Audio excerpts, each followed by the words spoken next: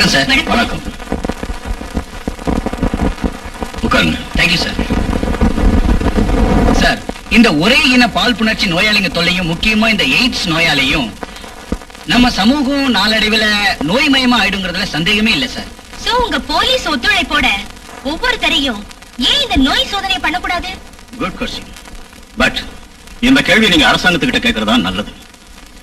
கட்டாய கல்வி முறை அமல்படுத்தி இருக்கிற மாதிரி கட்டாய நோய் சோதனை அமல்படுத்தி இருந்தா நீங்க கேட்கிற மாதிரி செய்யலாம்.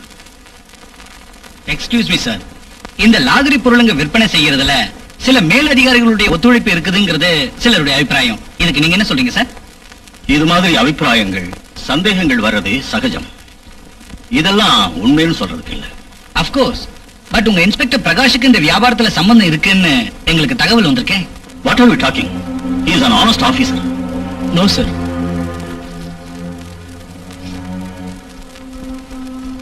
Sit down. I am not an honest officer, sir.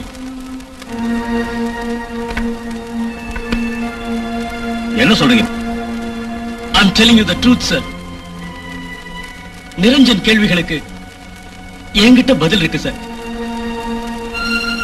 இந்த டிபார்ட்மெண்ட்டுக்காக என் மனைவிக்கு கூட சுகம் கொடுக்காம தொழிலே கதின்னு உழைச்சேன். கடைசியில என் மனைவியே இழந்துட்டேன். What do you mean?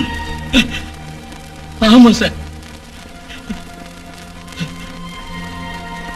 அன்னைக்கு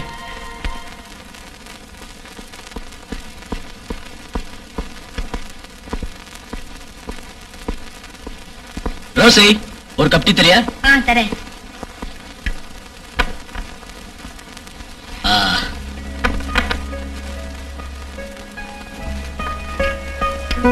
இன்னைக்காவது சீக்கிரம் வந்துருங்க. ஏதாவது சினிமாக்கு போலாம். சாரி டார்லிங், இன்னைக்கு எனக்கு ஸ்பெஷல் டியூட்டி இருக்கு. எப்போ வருவேன்னு எனக்கே தெரியாது. நாளைக்கு போலாமா?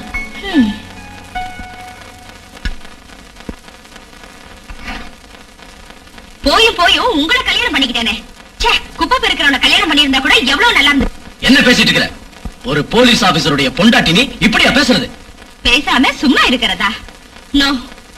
உங்க டியூட்டி, உங்க கடமை உணர்ச்சி, உங்க பதவி, பதக்கம் எனக்கு ஒண்ணும் தேவையில்லை. எனக்கு கணவனோட சுகம் வேணும். நான் ஒண்ணும் மறக்கட்டே இல்ல. Stop it. இத பாருங்க, உங்க டியூட்டியை நீங்க எவ்வளவு புரிஞ்சு நடந்துக்கிறீங்களோ அந்த அளவு உங்க பொண்டாட்டியும் இல்லன்னா. உங்ககிட்ட பேசிக்கிட்டு இருக்கிறது எனக்கு டைம் இல்ல. டியூட்டி முடிச்சிட்டு வரேன்.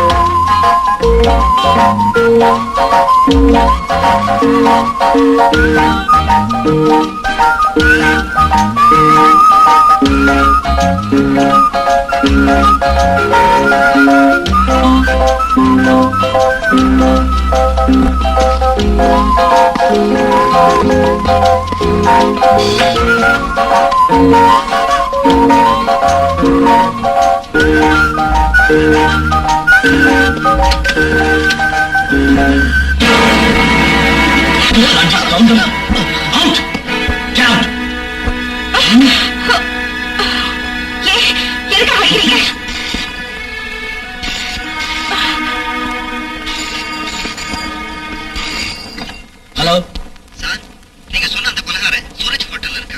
நீங்க சீக்கிரமா வந்தா அவரை உடனே அரெஸ்ட் பண்ணிடலாம் சார். ஓகே, நான் இப்போ வரேன்.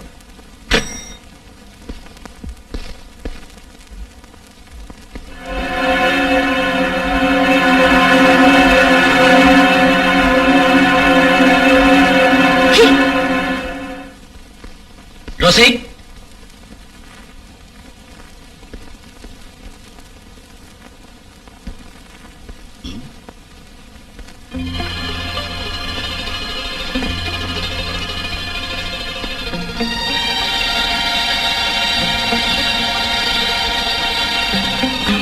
பொண்டாட்டி பெருசா தெரியல.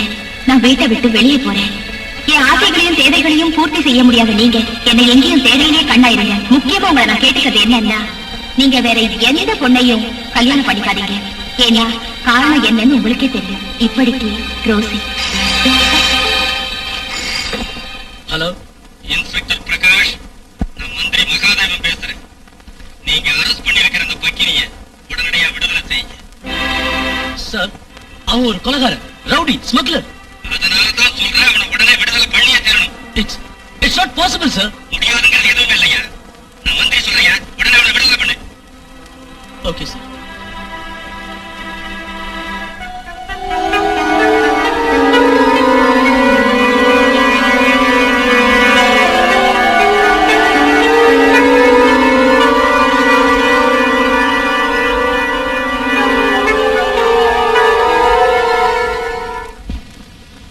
இது என் நேர்மைக்கு ஏற்பட்ட ஒரு பெரிய சோதனை.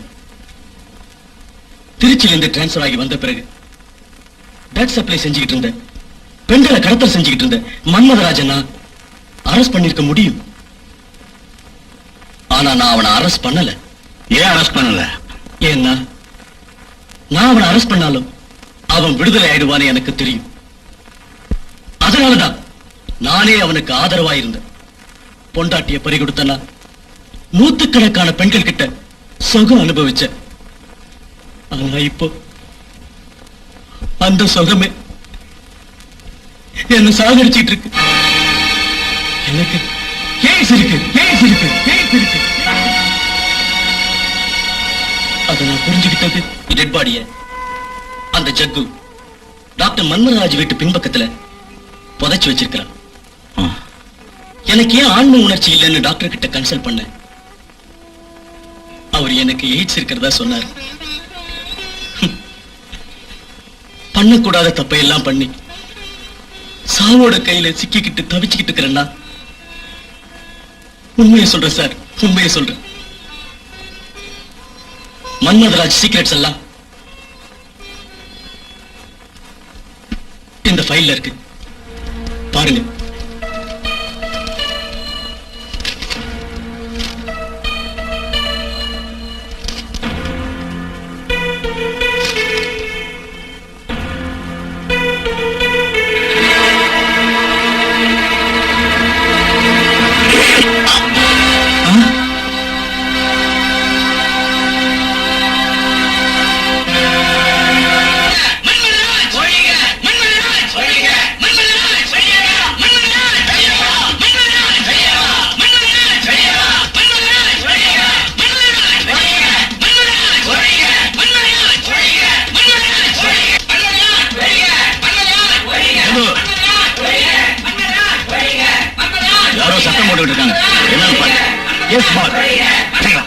எவனாவது ஒரு அடி முன்னால வந்தீங்க பொசிக்கிடுவோம் உங்களை எல்லாம்.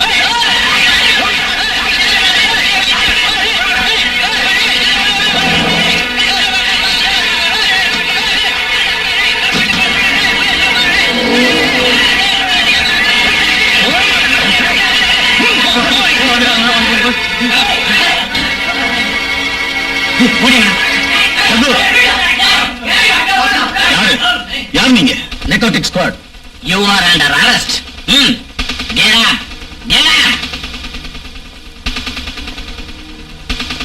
எல்லாரும் எழுதிட்டு வாங்க.